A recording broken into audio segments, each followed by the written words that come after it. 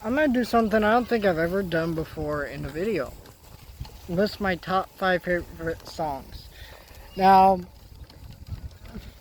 these don't have to be from a specific artist, album, or anything. This could be an instrumental theme, a song from a TV show that means a lot to me, or just an actual song from an album, band, or artist. And yeah, I'm gonna have some surprising picks here. Um, yeah, I'm gonna list them here. So number 5 is Imagine. Uh, the song means so much to me. This song is written by John Lennon, and it is. I think everybody knows this song, but it's listed as like an atheist song, which in many ways it is. But I think there's just so much to look into it and to think about and process in your mind when I listen to this song. I think there's so much deeper than it's just the atheist song that, you know, imagine there's no heaven, imagine there's no this.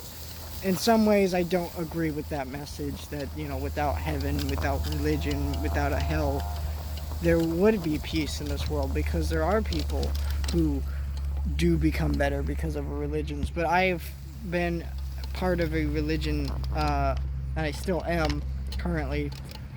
And in some ways, I see some of the harmful stuff that some of the types of religions I have seen or have friends that are in and things like that. I know some of the things that are toxic and that have been created because of those religions. And it's a moral ambiguity thing that I like to think about, and this song helps me do that. The music, the actual instrumental and piano melody is beautiful, and whenever I hear it, I immediately know what it's from, whether it's actually in the song or used in other songs, because the song is so iconic and there's so much layers to it. And even the things I'm listening aren't even really what the song is about. There's so much deeper messaging and thoughtfulness throughout the song that I think it definitely deserves a spot on my list. I think there are people who don't like it, and I think that's understandable because some people have certain belief systems. But my belief system, if you have a religion, cool. But I'm not. But I understand people who hate religions because they can be harmful and they can be very messed up, and some of the rules just don't make sense ever and never will. There are rules within my own religion that don't make sense to me and probably never will. And I tend to not follow some of those rules. And because, because there is no answer that no one has ever given me that's made it make sense to me. And so I like songs that can make me think about the moral ambiguity of having a religion and what that means. Because it isn't just as black and white as people make it out to be. And I think when I talk about religion, this is a song I bring up a lot. I, and it's a very difficult thing for me to comprehend, and there isn't a lot of music, and that just includes music, movies, TV shows, books that make you think about the moral ambiguity of religion, because most people just want to list it as black or white. And I think that's some of the brilliance of John Lennon and a lot of his music.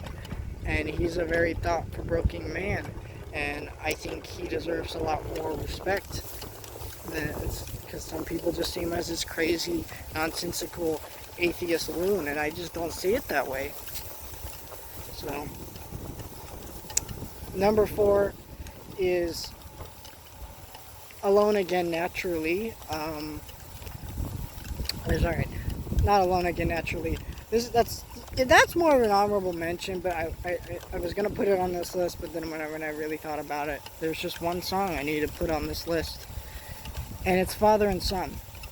This song is written by Cat Stevens. It is a beautiful song, and his lyrics are insanely thought-provoking and beautiful. I love Cat Stevens and a lot of his music because his lyrics are so powerful and so somber, and they have so many layers behind him.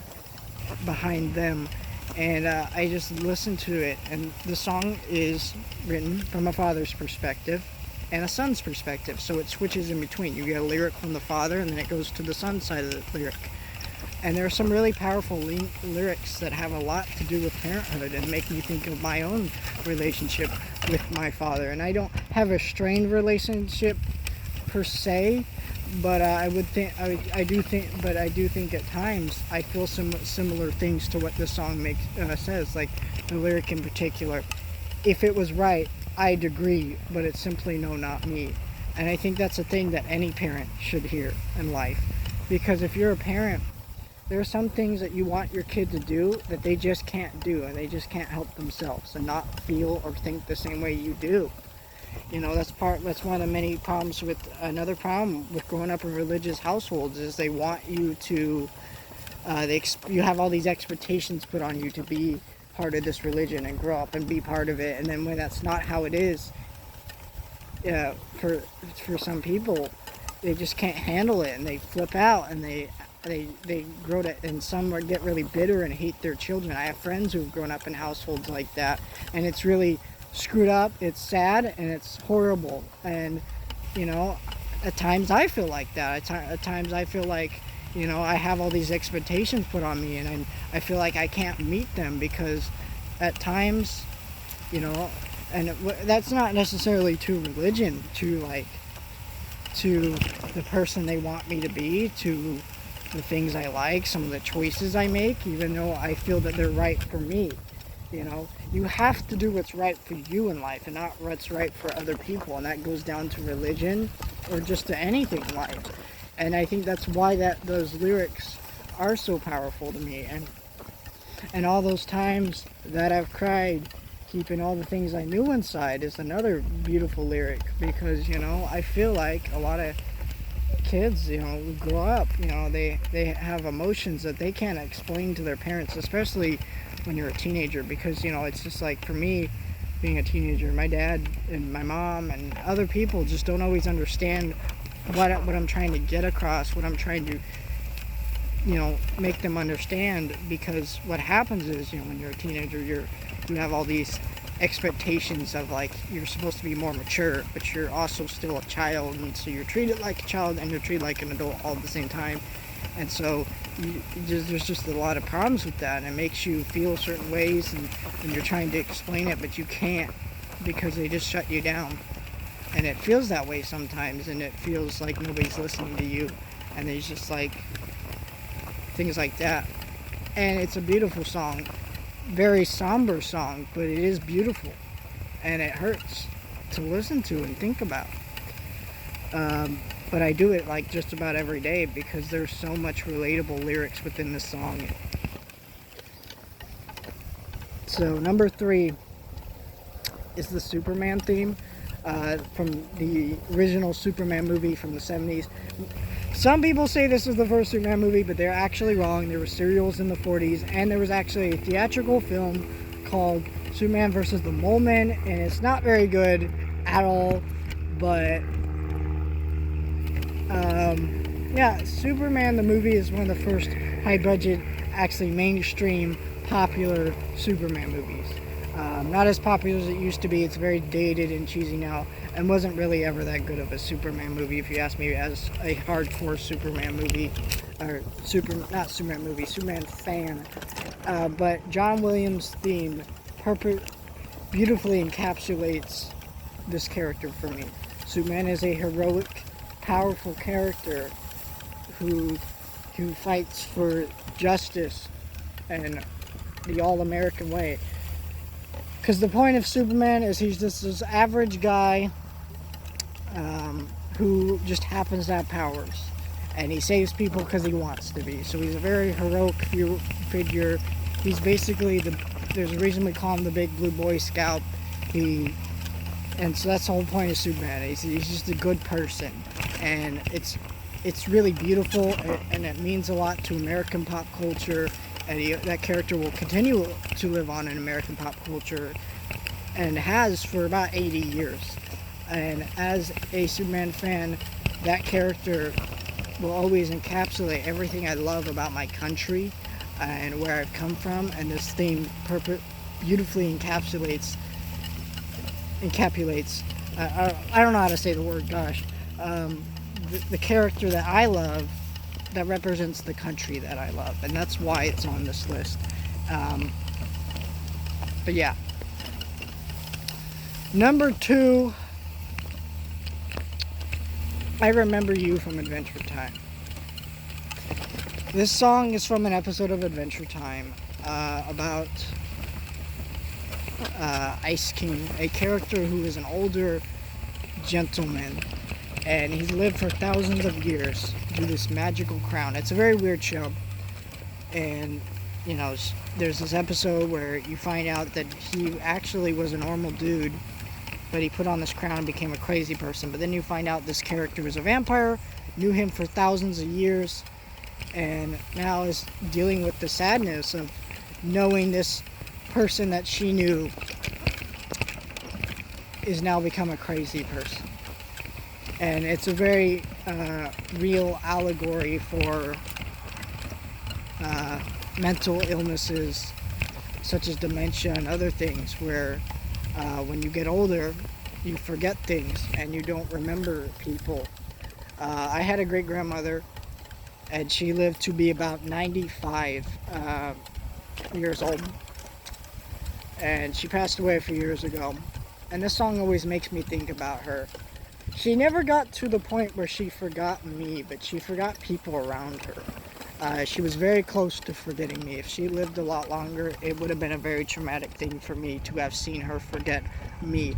I was one of the people who was the closest to her towards the end of her life, at least, because of course she was so old that, you know, there was many people who were actually closer to her, but I was the few people closer to her towards the end of her life.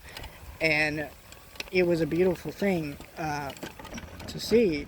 You know, I had this friendship with her, and you know, I was one of the few things in life that brought her joy towards her end. And for me, it makes me think about that, and and I cry and I tear up, because that is what I dealt with. That is something I saw. I saw this person that I knew who was no longer remembering things about me or my family or even her own family, and she kept losing it, and then she kind of became more and more crazy and started doing less and less normal things. And it's really a horrible thing to see and suffer through, but it's also a beautiful thing, because, you know, I got to have this friendship with her, and that's what happened kind of within the song and later within the show of Adventure Time. And I love that show for many reasons, but this is one of the real reasons I love this show, because it can make me feel things through songs like this that could just be taken as a little sad song between these two characters, and you don't really have to look deeper into it. But then when you do, it's like there's this whole other layer that's more beautiful, and that's kind of the show in a sense, and it's beautiful. Number 1 is The Horse with No Name, or A Horse with No Name. It's a song by American, but there is a cover done for the show BoJack Horseman. I like both versions of that song, and the only reason I'm aware of that version of that song is because I looked it up on YouTube and I found that version when I searched it up. That song version is fantastic, but and it makes sense to put in that show because the main character is literally a character named BoJack Horseman and is a horse. But this is my thinking song. Whenever I'm upset or something, I turn on this song and I listen to it by myself, and I hear those lyrics and that beat and it keeps me thinking about life and where I've been, and, you know, kind of what to do next in life when, you know, I'm really struggling or when I'm really down in life, which happens a lot for me sometimes. And I just, you know, it's my thinking song, and I think everybody has a thinking song, a song that makes them think about things within their life and what life means to them. And I think everybody has one of those, and this is my version of that type of song. And I think it's one of the most important songs in my life. Without it, I think I would have maybe gone to some darker places in life, or maybe not made some of the decisions in life I would have made, which sounds kind of,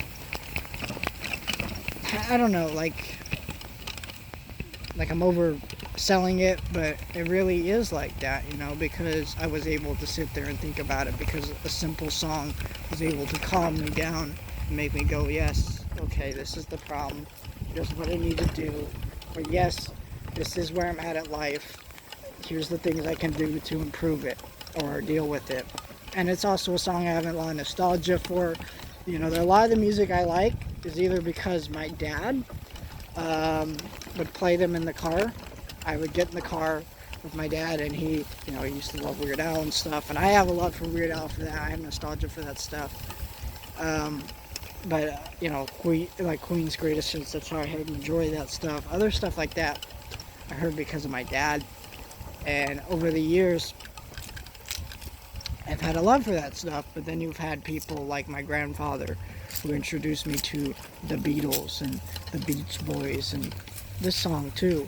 And ever since then, I've had, these songs have nostalgia for them. So maybe I'm blinded a little bit where I like these things for a lot of nostalgia. But I'm not the type of person who tends to let that happen. I tend to go, yes, here's my flaws with this thing. But I still enjoy it from when I was younger. And that's kind of this. But I honestly don't think this song has any flaws. I think it's beautiful. The orchestral music, the orchestralness behind this is beautiful. So yeah, these are my favorite songs, and this is a very personal list. I get it. So obviously, there's not going to be a lot of people who agree, but I think there's going to be a lot of people who are going to look at this and go, "Yeah, you know what? I do have similar taste to you, where I like songs that make me think, or songs that have personal connections to me, or I do love Adventure Time, or I do love Superman, or whatever, But that's just how I am."